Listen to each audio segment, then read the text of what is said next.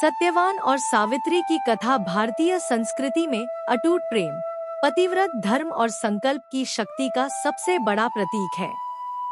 यह कहानी महाभारत के वन पर्व में ऋषि मार्कंडेय ने युधिष्ठिर को सुनाई थी। यहाँ इस अमर प्रेम कहानी का विस्तृत वर्णन है। एक राजकुमारी सावित्री का जन्म और संकल्प। मद्र देश के राजा अश्वपति बड़े धर्मात्मा और न्यायप्रिय शासक थे, परंतु उनकी कोई संतान नहीं थी। संतान प्राप्ति के लिए उन्होंने 18 वर्षों तक देवी सावित्री की कठोर तपस्या की। उनकी भक्ति से प्रसन्न होकर देवी ने दर्शन दिए और उन्हें एक ओजस्वी पुत्री का वरदान दिया।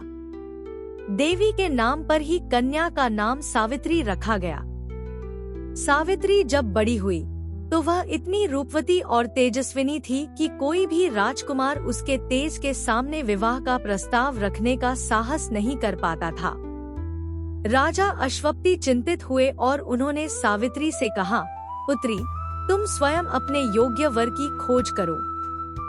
2. सत्यवान से भेंट।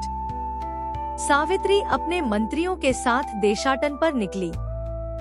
अंत में वह एक तपोवन में पहुंची, जहां साल्वा देश के राजा द्युमत्सेन अपनी पत्नी के साथ रहते थे। राजा द्युमत्सेन अंधे हो चुके थे और उनका राज्य शत्रुओं ने छीन लिया था, जिस कारण वे वन में तपस्वी का जीवन बिता रहे थे। वहां सावित्री की भेंट द्युमत्सेन के पुत्र सत्यवान से हुई। सत्यवान अत्यंत सुंदर, सुशील और गुणवान थे। यद्यपि वे एक लकड़हारे का जीवन जी रहे थे, फिर भी उनके चेहरे पर राजसी तेज था। सावित्री ने मन ही मन उन्हें अपना पति स्वीकार कर लिया। 3. नारद मुनि की भविष्यवाणी।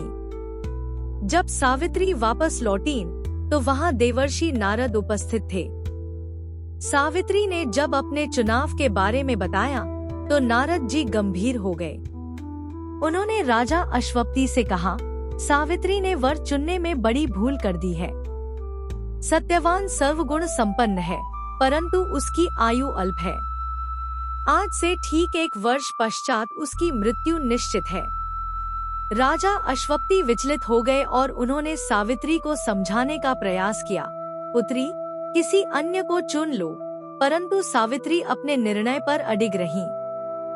उन्होंने कहा, पिताजी, कन्यादान एक ही बार होता है और पति का वरण भी एक ही बार किया जाता है। अब चाहे जो हो, सत्यवान ही मेरे पति होंगे। 4. विवाह और वन का जीवन। अंततः सावित्री और सत्यवान का विवाह संपन्न।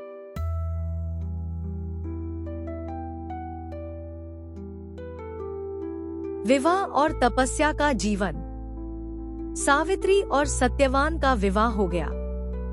सावित्री राजमहल के सुख सुविधाएं त्याग कर वन की कुटिया में आ गई। उन्होंने अपनी सास और ससुर की सेवा में कोई कसर नहीं छोड़ी। हालांकि उनके मन में हमेशा नारद जी की कही वह बात कांटे की तरह चुभती रहती थी कि सत्यवान की आयु का अंत निकट है। जैसे जैसे अंतिम दिन पास आने लगा, सावित्री ने कठोर व्रत और उपवास शुरू कर दिए। वह दिन रात प्रार्थना करने लगी। 5. यमराज का आगमन। वह दुर्भाग्यपूर्ण दिन आ गया। सत्यवान लकड़ियां काटने के लिए जंगल जाने लगे। सावित्री ने भी साथ चलने का आग्रह किया। जंगल में लकड़ी काटते समय अचानक सत्यवान के सिर में तेज दर्द हुआ और वे सावित्री की गोद में सिर रखकर लेट गए। तभी सावित्री ने देखा कि दक्षिण दिशा से साक्षात यमराज, मृत्यु के देवता, आ रहे हैं। यमराज ने सत्यवान के शरीर से सूक्ष्म प्राण निकाले और उसे लेकर दक्षिण की ओर चलने लगे। 6. सावित्री का यमराज के पीछे जाना। सावित्री चुपचाप यमराज के पीछे पीछे चलने लगी। यमराज ने पीछे मुड़कर देखा और कहा, हे देवी, तुम कहाँ आ रही हो? मनुष्य का साथ यहीं तक था, अब तुम वापस लौट जाओ। सावित्री ने अत्यंत विनम्रतापूर्वक उत्तर दिया, हे प्रभु, जहाँ मेरे पति जा रहे हैं वहाँ जाना मेरा धर्म है। पतिव्रता नारी के लिए कोई भी स्थान दुर्गम नहीं होता। सावित्री की विद्वत्ता और मधुर वाणी सुनकर यमराज प्रसन्न हुए। उन्होंने कहा, मैं तुम्हारे पति के प्राणों के अतिरिक्त तुम्हें 3 वरदान दे सकता हूँ। मांगो। 7 चतुराई और वरदान। सावित्री ने बहुत ही बुद्धिमानी से वरदान मांगे। पहला वरदान, मेरे ससुर द्युमत्सेन की आंखों की ज्योति वापस मिल जाए और वे फिर से देख सकें। यमराज ने तथास्तु कहा। दूसरा वरदान, मेरे ससुर का खोया हुआ राज्य उन्हें वापस मिल जाए। यमराज ने यह भी प्रदान किया। यमराज फिर आगे बढ़ने लगे, लेकिन सावित्री ने पीछा नहीं छोड़ा। यमराज ने कहा, तुम अब भी पीछे आ रही हो? एक अंतिम वरदान मांगो और लौट जाओ। तीसरा वरदान, सावित्री ने कहा, प्रभु, यदि आप मुझ पर प्रसन्न हैं, तो मुझे 100 पुत्रों की माता होने का आशीर्वाद दें। यमराज ने बिना सोचे समझे कह दिया, तथास्तु। 8 धर्म का संकट और सत्यवान का पुनर्जीवन। वरदान देने के बाद जैसे ही यमराज आगे बढ़े, सावित्री ने उन्हें रोककर कहा, हे धर्मर।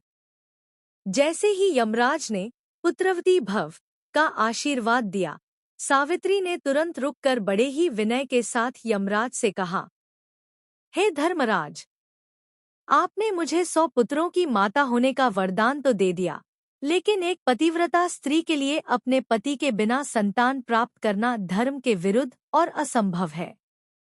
यदि आप सत्यवान के प्राण अपने साथ ले जाएंगे, तो आपका यह वरदान झूठा सिद्ध हो जाएगा। अतः अपने ही वरदान को सत्य करने के लिए आपको मेरे पति के प्राण लौटाने होंगे। यमराज की स्वीकृति। यमराज सावित्री की इस तर्क शक्ति और बुद्धिमानी को देखकर दंग रह गए। उन्हें एहसास हुआ कि सावित्री ने बड़ी चतुराई से अपने पति का जीवन दान मांग लिया है। यमराज मुस्कुराए और बोले, हे पुत्री, तुम्हारी पतिभक्ति और बुद्धिमत्ता अद्वितीय है। मैं तुम्हारे तर्कों से पराजित हुआ। यमराज ने सत्यवान के प्राणों को अपने पाश, फांसी से मुक्त कर दिया।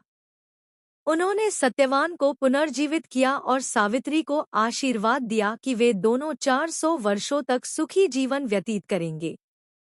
सुखद अंत। इसके बाद सावित्री उसी वट वृक्ष, बरगद के पेड़ के नीचे पहुंची जहां सत्यवान का मृत शरीर पड़ा था।